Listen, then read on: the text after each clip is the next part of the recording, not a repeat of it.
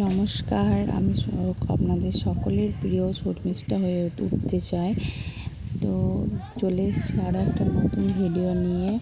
সহজ পদ্ধতিতে কিভাবে মাছের চার তৈরি করা। এই যে বাবা বসেছে মাছের চার মাখছে, খোল ভেজেছে, খোল ভেজে অল্প করে দুটো ভাত নিয়ে তার সঙ্গে মানে খোলটাকে খুব ভালোভাবে মিক্স করে নিচ্ছে। একবারে সেই রুটির ডোয়ের যেমন রোল করা হয় সেরকমভাবে অল্প অল্প জল দিয়ে জিনিসটাকে মেখে মেখে বাবা এটা চারটাকে বানাচ্ছে। এবং আটা এই যে দেখা আছে এখানে আটাতে একটু দিচ্ছে, এরকমভাবে চারটাকে বানাচ্ছে।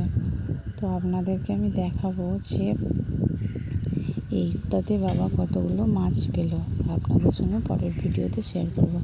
খুব সহজ পদ্ধতিতে, কোনো ঝামেলা ছাড়াই কিন্তু বাবা এরকমভাবে অনেক মাছ ধরে। দেখেছি, আমরা ছোটোবেলা থেকে দেখে আসছি। বাবা দুপুরবেলায় যাওয়া চাই একবার এরকমভাবে।